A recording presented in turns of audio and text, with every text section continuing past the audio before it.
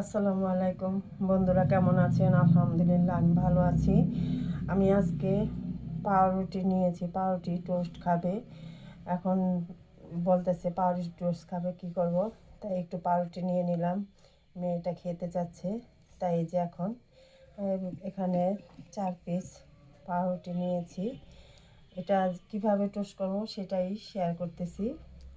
দেখুন, 2টি ডিম নিয়েছি, আর এখানে এখন দিয়ে দিব একটু চিনি, কারণ একটু চিনি দিলে পাউরুটি এমনি মিষ্টি, তারপরে চিনিটা দিলে একটু ডিমের সাথে ভালোই লাগে। দিয়ে দিব সামান্য পরিমাণে লবণ। এখন এইটা ভালো করে চামচ দিয়ে ফেটে নিব। এখানে 4 টুকরো পাউরুটি নিয়েছি, তো সেজন্য আমি 2টা ডিম নিয়েছি। আপনারা ইচ্ছে করলে বেশি নিলে বেশি দিবেন। এখন এটা ভালো করে ফেটিয়ে নিতে হবে।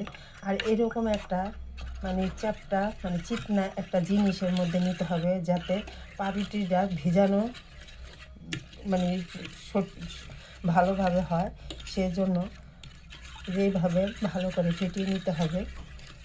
দেখুন, ভালো করে ফেটিয়ে নিলাম। এখানে কিন্তু আবার আর একটা ভাবেও বানানো যায়, যেমন এখানে একটু কাঁচামরিচ, পেঁয়াজ কুচি বা টমেটো কুচি এগুলো দিয়েও কিন্তু বানানো যায়। যেহেতু বাচ্চা খাবে সেজন্য আমি আর ঝাল কোনো কিছু দিলাম না।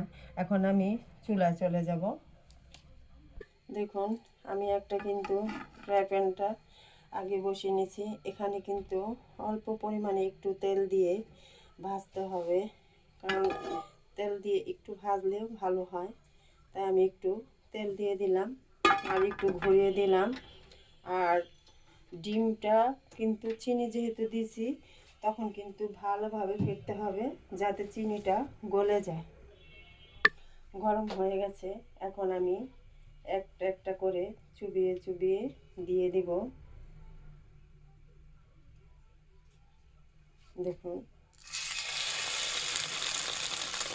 এই দেখুন 2 পিস দিয়ে দিলাম। 2 পিস করেই ভাজবো, কারণ বড় বড় পাউরুটি, এই জন্য 2 পিস করেই ভাজতে হবে।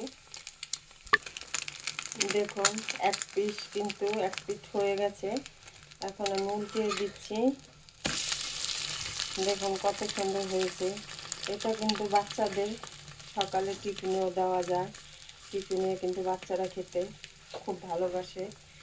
এভাবে শর্টকাটে কোনো ঝামেলা নাই, ঝামেলা ছাড়া বাচ্চাদের টিফিন বানিয়ে দেওয়া যায়।